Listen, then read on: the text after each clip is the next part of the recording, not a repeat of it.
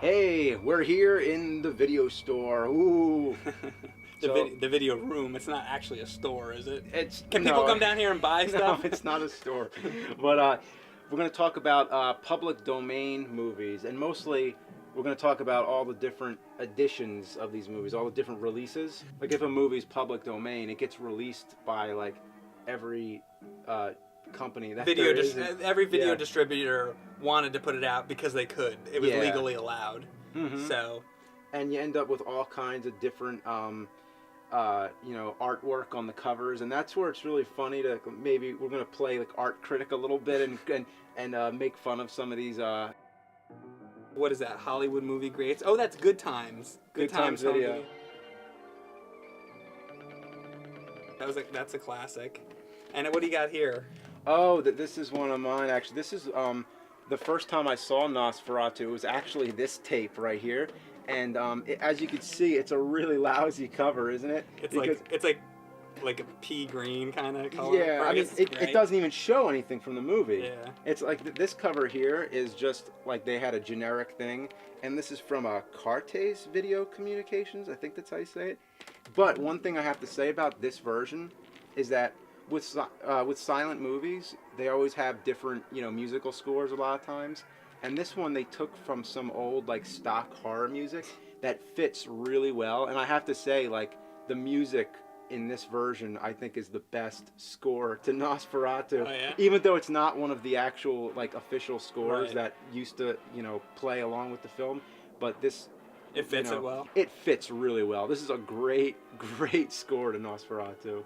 But do you think it's the best picture quality version, or No, it's not. no? Okay, just the music. Yeah, so I would say get one of the Kino versions. I also have another one here. This is part of the Grandpa Presents line. Oh, really? Yeah, Nosferatu.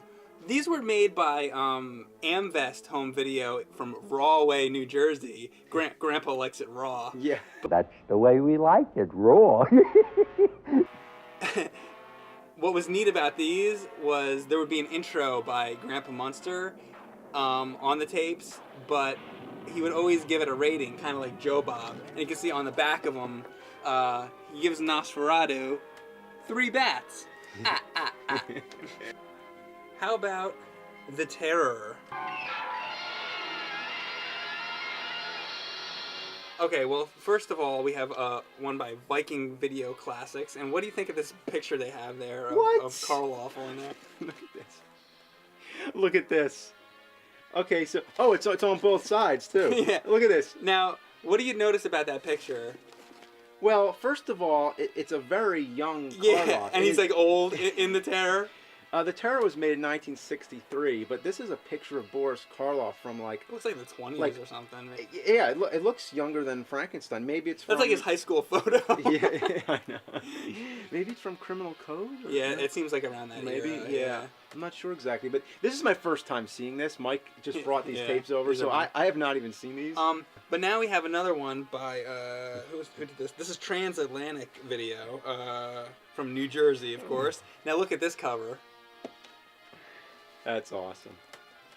I kind of like that cover. I mean, it's so bad, but it's like funny at the same time. It's Jack Nicholson holding a gun, but not even like holding it at this like awkward angle. What do you think of this one? Yeah, this is the same image of Jack Nicholson apparently. At least they got Karloff right, but it's so far I think this is the best of the covers. Like Yeah. at least they did something with it. And now we have, actually it's funny, James and I, these are both of our tapes. We both have a copy of this one. Here's James's copy, and here I have my copy here. Mine I haven't even opened yet, but it's the same thing. Yeah. And this is put out by, Like we need to have two of yeah, them we here. each got it. This is Parade Video, and they did a series called the Nightmare Series. It's so stupid.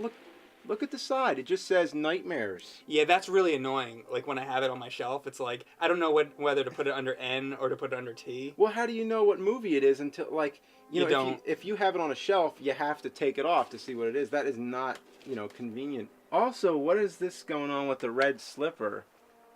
Is that the like- ruby slipper from Wizard of Oz? Yeah, or like I'm thinking like Cinderella with the glass slipper. She leaves the slipper behind. Why? Like that does not happen in the movie. these are the different Phantom of the Opera releases. Have you ever seen this tape before? Oh yeah, you know what? This looks really familiar. This might have been the one I rented when I was a kid. And then this one, I mean, this one looks pretty good. I mean, Video Treasures. you know, for what it is, like there's nothing too stupid about it. It's not like great, but it's, you know. Who are those guys on the back? That looks, Yeah, on that the looks back. like Christopher Lee almost. Well, they're talking. Yeah, that is weird. That does look like. Yeah, Christopher Lee. Oh, it is? So what does called him? Now I have to read this. An opening introduction by one of the masters of suspense, Christopher Lee. Okay, in the beginning of the movie, there's supposed to be like a voiceover part. So I guess they got Christopher Lee. I have another copy here by MCA. This is the 1943 version. Oh, is it? I didn't Yeah. even realize. Okay. So different movie, and I actually think this is also the one I rented as a kid. So you know what this is? This is one of the old original Universal. Oh, tapes is that one of the ones? Because I have, you know, like let me see if this looks.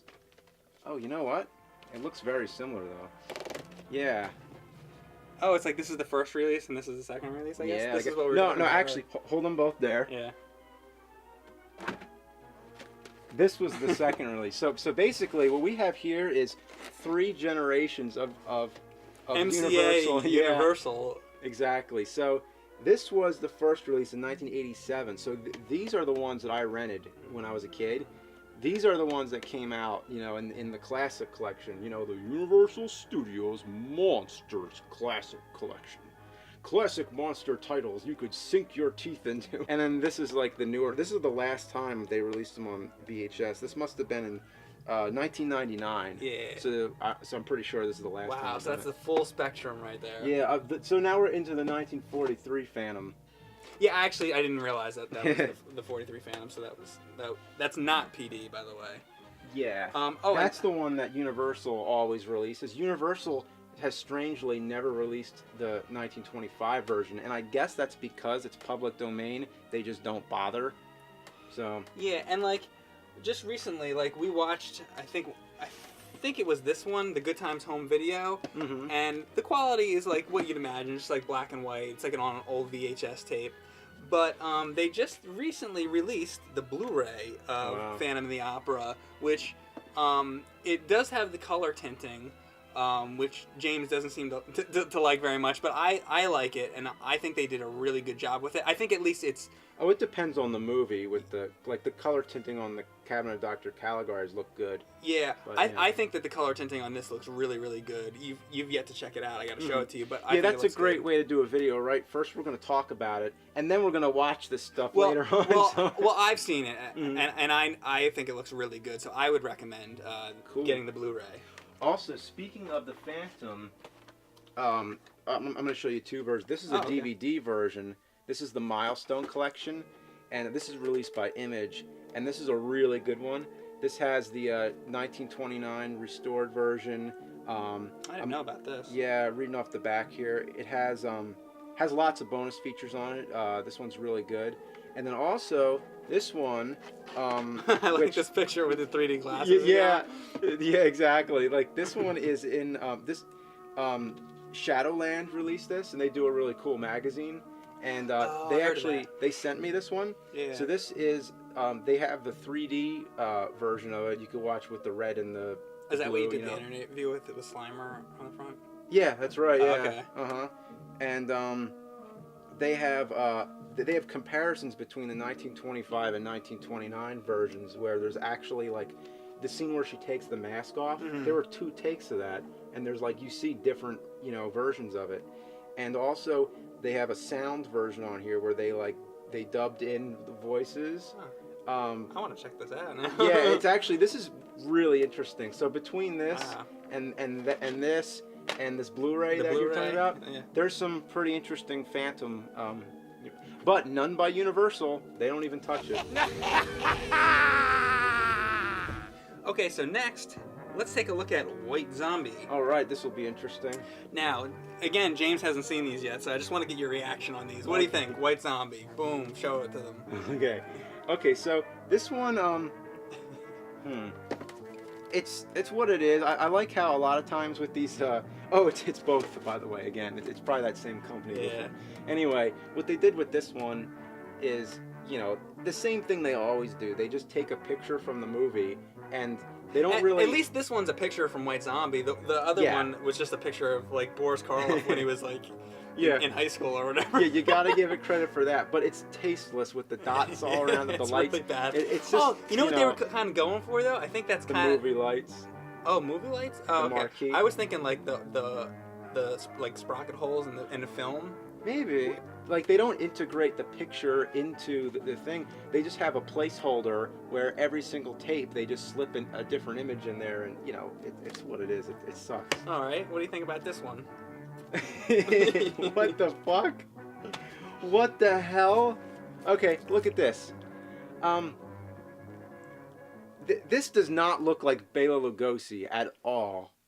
And I love the back. It just says, "Give you great comedies, mysteries, action, musicals." This is a terrible, terrible cover. All right. This one's. I don't know. It's got the bird atop. The annoying bird made the cover.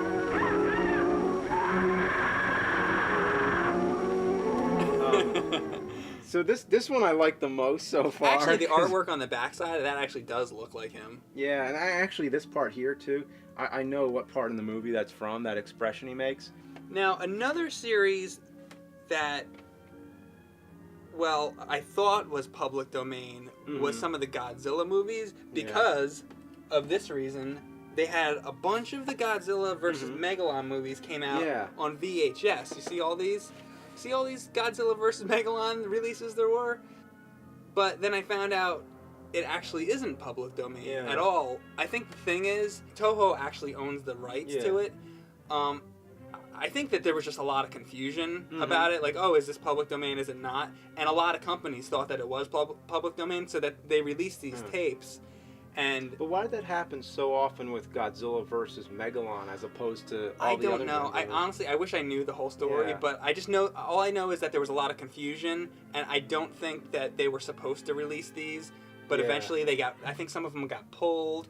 I actually have a copy here they released a Blu-ray of Destroy All Monsters, and that again was the same situation. The company who put this out thought that Destroy All Monsters was public domain, but right after they released the Blu-ray, they got like an order from Toho or something that, oh, you got to take this down because it's not like we own it. So actually this is a pretty rare DVD because it wasn't available for very long. But anyway, the Godzilla vs. Megalon, let's just take a quick look at these. Have you seen any of these before? You've probably seen some of these. I haven't seen all these. I mean, I've seen one where they're on top of the World Trade Center, and which is so stupid because there is no scene in the movie that even takes place in the U.S. So why would they be on the World Trade Center? He's talking about this one here. Then, of course, there's that, which is the same thing. It's like, this is the one that I have, actually, right here. Yeah, it's like, when in the movie did that happen? And then this was around the same time as it was the same year, 1976. So the 1976 King Kong came out, and at that point, they had King Kong climb the World Trade Center instead of the Empire State Building, because it was the taller building at the time. Right. And it's just a dumb cover. You ever see this release? No, I've not seen this, but this is like one of the most cartoonish covers I've seen for a Godzilla film. I think this one's one of the worst covers because Megalon's actually covering up Godzilla. It's like you can barely. It's like really badly composed. This is really bizarre. Okay, look at this. You know something wrong about this cover? Well, Godzilla's face is completely covered by Megalon, and he's bigger than Megalon. If he's in the background, shouldn't he be smaller? Smaller, yeah. So the scale is all screwed up. There is no sense of composition at all. This is actually one of the worst covers I've ever seen. Yeah, that one really sucks. And why does it say Godzilla at the top, and then it says Godzilla versus Megalon? Like, it doesn't. It's garbage, basically. This is stupid. That's just a shit one. This one, how about putting like Megalon on the cover? It's just a picture of Godzilla, but that's not too bad. That's a pretty good version of it, I guess. It's better than this one. It's just a stock still from Godzilla, but yeah, it's better than that other one. Yeah. I do like the back though, how it's like it must be like a publicity photo or something, which I've never seen. This is Jet Jaguar, Godzilla, Gigan, and Megalon all in a row, and they're all just standing there, which is kind of cool. So not a bad one, but then I have one more, and this is again from the Nightmare series. Yeah, great. What do you think of that cover? This doesn't make any sense. Oh my god. And first of all, remember trying to put that on your shelf. It would say the Nightmare series. It wouldn't say the name of the goddamn movie. Yeah. But look at what's going on here. It's like some random guy and a dinosaur. And you know what doesn't make sense? Okay. Is that supposed to be Godzilla? It would have to be, I guess, but it's not big enough to be Godzilla, first of all. Oh, what's this guy terrified of? Oh, that's a shadow of Godzilla? No. Oh, no, it's not, because his tail's going back there. Yeah. So what's he's looking out that way. So if Godzilla's over here, it makes no sense for him to be terrified. Yes. Exactly. Is that what you were going to say? Basically, I can't figure out if... Okay, it's one of two things. A, this building is transparent, and it's like a glass, almost like a greenhouse or something. And you're seeing Godzilla's silhouette, or Godzilla, this T-Rex or whatever it is. Maybe it's Godzilla 1998. Ooh. Anyway, you're seeing it through, like, the glass, through the transparency, and that's why it's silhouette. Or there are two monsters in this scene. The shadow is coming from somewhere else. So, because if that's what it is, a shadow, it cannot be the same. So maybe that is Godzilla, like that's Godzilla's tail, but this is a shadow of a dinosaur that happens to be there. But there's no dinosaur in Godzilla vs. Megalon. This blows my mind. And you know what? Coming from the same company that put that red slipper on the Terror, I'm not surprised. This has got to be. You got to find more of these Nightmare series. This is shits for the birds. Alright, so now we're going to move to my last series here. We have Night of the Living Dead. Cool. Oh, and since you just asked for another Nightmare series, I've got another one for you. Here's the Night of the Living Dead Nightmare series. Okay, this one I'm actually impressed that they did something right. They did something right for once. It's not like great, but it's a hand coming out of a grave, so that's what you want. That's what happens in the movie, The Dead Rise. So, well, you know what really sucks about this cover? They're showing the end of the film, like anybody who's seen the movie. Realize that. I think part of the suspense is wondering who's gonna live and who's gonna die. Yeah. And you really root for that character the whole movie, so it's one of those downer endings where he dies. Yeah.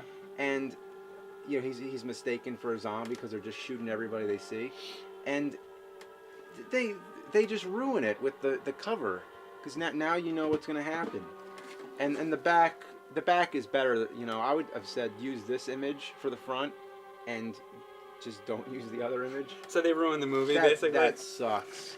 Another one I have. Oh, sadly, he just died, but he's on the cover there. Bill Heinzman. Yeah. Yep. It is kind of strange how he has, like, orange hair. Like, I don't know why they...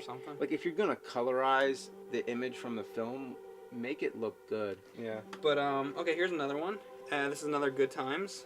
Oh, okay. Just, that's classic. I think that's actually probably the best of the covers so far. It's, I like the font. Yeah. It's like the classic kind of blood font. Blood red. Yeah, they've been using that a lot. But you know what's interesting? The way they colorized this, they actually did a good job on this image, because the zombies have that pale color. They look like what it might have looked like if the movie was in color. Yeah. So this one's from Movie Greats. Okay, and what do we got here? Okay, this is like from the cover. I don't like the colors they have going on here. They got like red on purple, and then it's pretty ugly. Yeah, the border is gray. If they would have just used the poster to the movie, that would have been the best way to go. You know what I just noticed? It says Night of the Living Dead, 1970. All right, well, the movie's from 1968. Yep. So the date is wrong on here. That's a shit cover. They don't even get the date right. And I have one more copy of Night of the Living Dead here. What do you think of this one? Another kind of cartoonish one, or almost like comic book looking, like this. I think that's kind of a cool one because actually Yeah. they put some effort in. They had to draw it, and they have the characters from the movie. It's not too bad. So, Night of the Living Dead is probably the best horror movie in public domain, maybe. Yeah, and it certainly has a lot of releases. Yeah, Had a lot of releases. A lot. Yeah, actually, there's a lot of releases of it on DVD too. Yeah. Have you ever seen the 30th anniversary edition? Why? What's different about that? Oh, a lot is different. They basically it's kind of similar to Star Wars, how they changed things. Oh shit! Yeah, Really? Yeah. Here's what they did. Well, one thing good I have to say, or one thing like that's interesting, to go back and shoot additional scenes to a movie that was made 30 years before is kind of, it's an interesting project. So it starts out and it shows they got Bill Heinzman again, Yeah. who's 30 years older now. He looks very different, but they got him in the makeup and everything again. Yeah. And it starts out with him like leaving the coffin, Yeah. and they show like what happens, and then it goes into the movie. So it's kind of interesting that they tried to sync it up with things that were happening. Yeah. Then you start to realize that it's like not even like worth it, because there's parts in it with like a priest, and he's like giving like a speech, and it goes on and on and on. And supposedly he was the same person that did the score. Here's another thing: they changed the music, so now it's like this synthesized So since I haven't seen it, I'm trying to understand: is it the same movie with just added scenes, or is it like a totally new movie that's trying to tell another story that's going on at the same time? like that's how what you said. That's how it should have been presented, but it's more like it's just the 30th anniversary edition. So You're thinking it's the movie. Well, yeah, it's the same. It's the same movie, but they just cut it up and butchered it. And they added like parts and probably Yeah. deleted parts and stuff like that. Exactly. Oh, that's too bad. It's unholy. Is it really? Yeah, I mean, I do have to say it was an interesting project for them to try to do, and a lot of the original filmmakers who worked on the original movie worked on this one. Yeah. Not George Romero, but they. Has George Romero ever said anything about it? I don't know. But maybe he's just keeping his mouth shut. Yeah, so it's an interesting project to do that with a movie, but it's avoid it. It's only a curiosity thing. Yeah. Yeah. Interesting. Well, I will have to check that out.